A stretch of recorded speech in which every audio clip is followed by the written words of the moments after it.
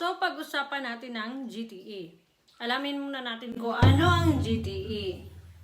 Dito naman, sa next paragraph ko, sa reason na bakit sa Australia ako mag-aaral. Okay, tips lang sa paggawa ng GTE, dapat yung mga information na ilalagay nyo ay totoo at consistent.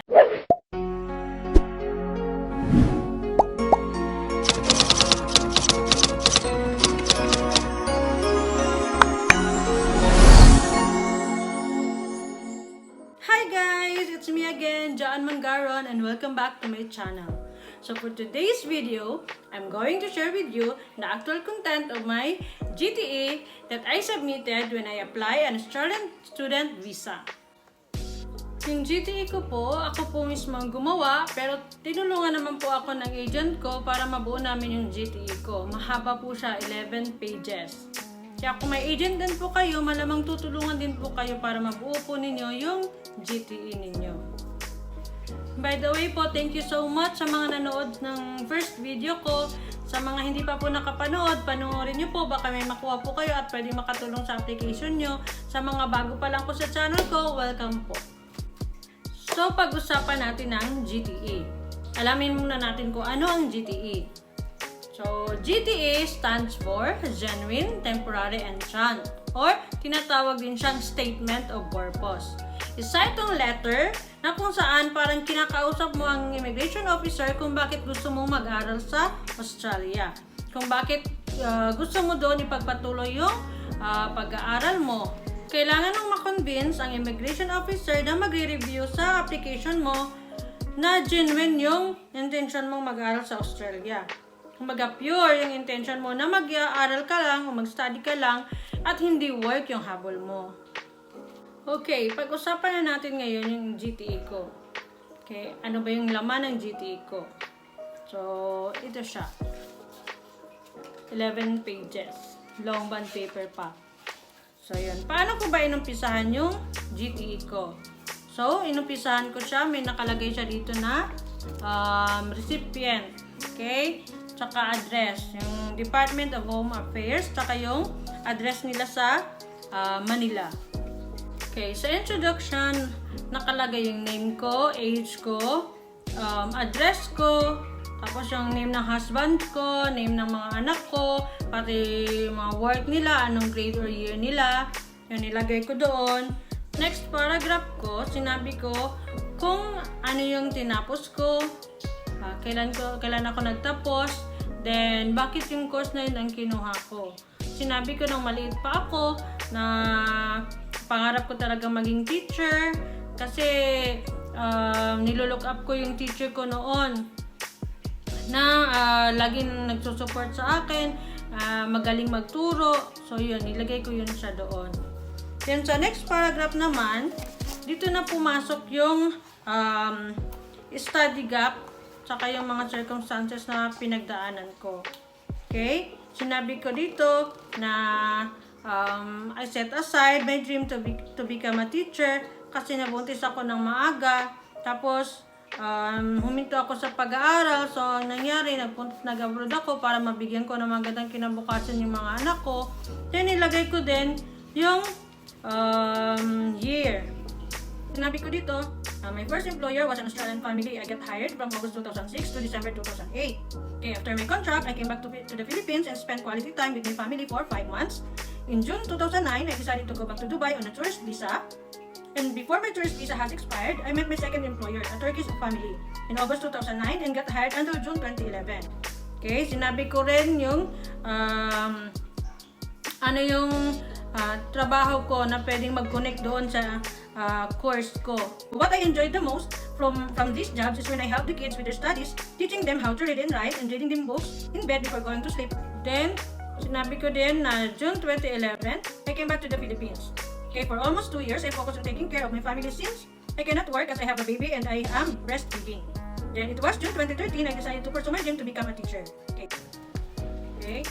I graduated with bachelor's degree in March 2017 and passed the licensure examination for teachers in the same year. It was June 2018 when an opportunity opened. I got hired at Blanc International School here in General Santos City as a grade 1 teacher.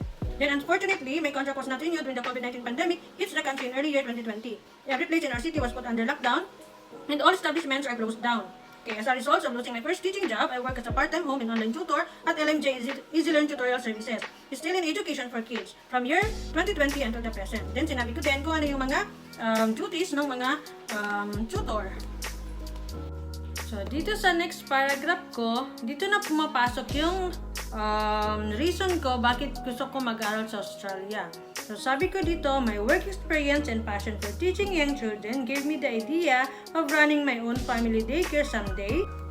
Then, nag-attach din ako ng mga research, okay, na magsusupport doon sa reason ko. Okay, dito naman sa next paragraph ko, sa reason na bakit sa Australia ako mag-aaral at hindi dito sa Philippines, sinabi ko na naghanap ako ng school na pwede kong pag-enrolla ng Certificate 3 and Diploma ng Early Childhood Education, kaya lang wala nag-o-offer dito sa city namin. Mostly sa Manila or sa Visayas lang meron. Nagbigay ako ng dalawang example ng schools na nag-o-offer ng early childhood. Nilagay ko din yung tuition fee nila. Kaya lang yung tuition fee nila ay medyo mahal din. Tapos kailangan ko rin mag-rent ng matutuluyan sa lugar na yon. So, ganun din. Gagastos din ako. So, mas better na sa Australia na lang. Kahit gumastos ako ng malaki, mas maganda naman yung may babalik sa akin na benefits nito. Okay.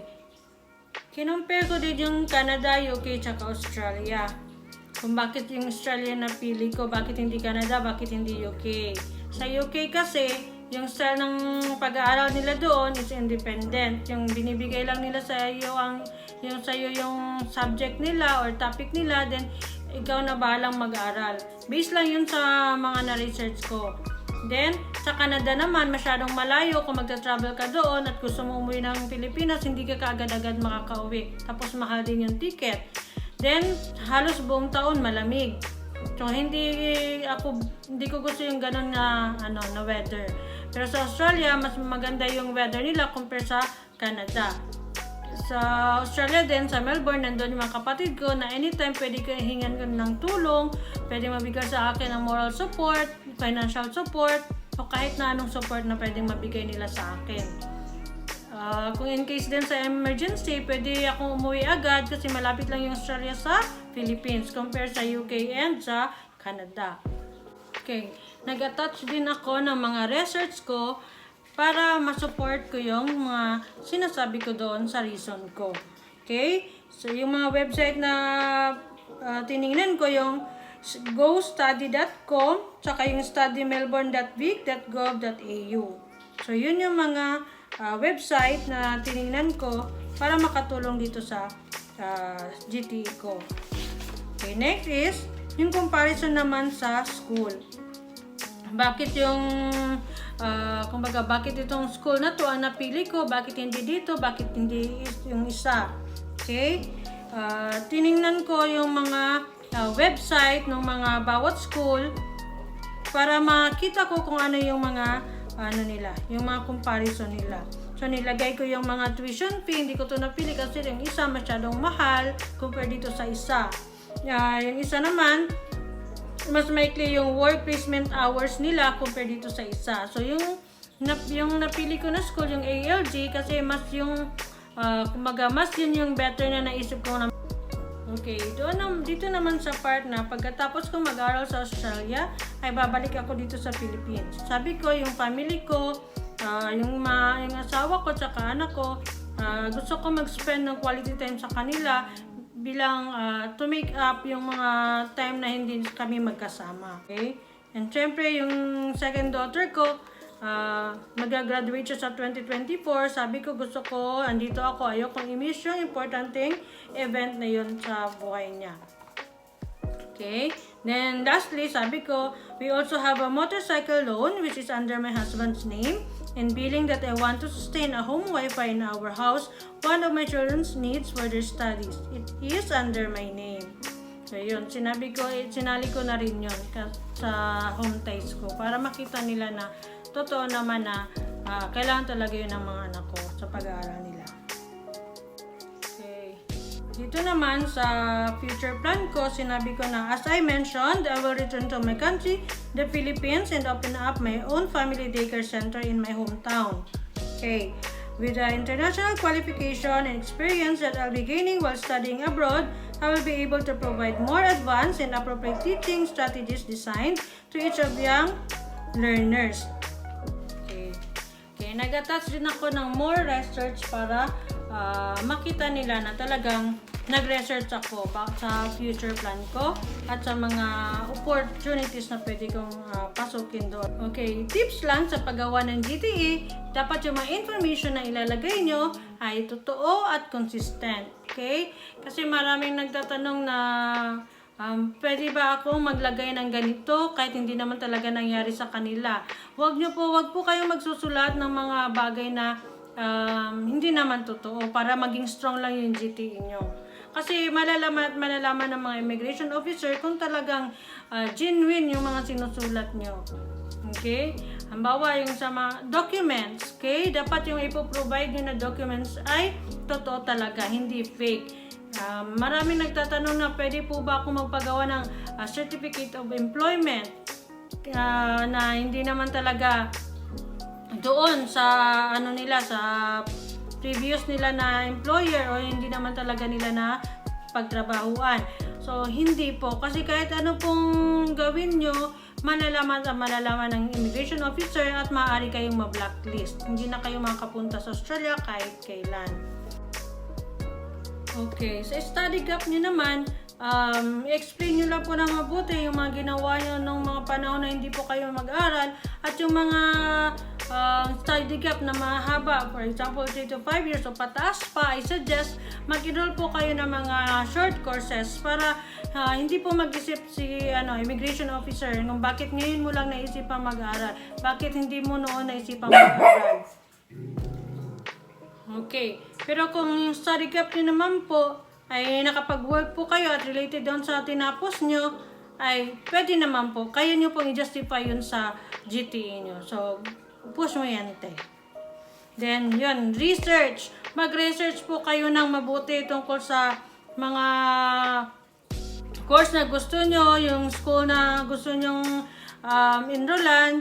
Tapos, ano pa yung pwede nyo madagdag doon sa sa GTE nyo na makakatulong sa GTE nyo, mag-research lang po kayo ng mag-research. Huwag po kayong gumawa ng isang GTE na isang upuan lang o isang gabi nyo lang ginawa.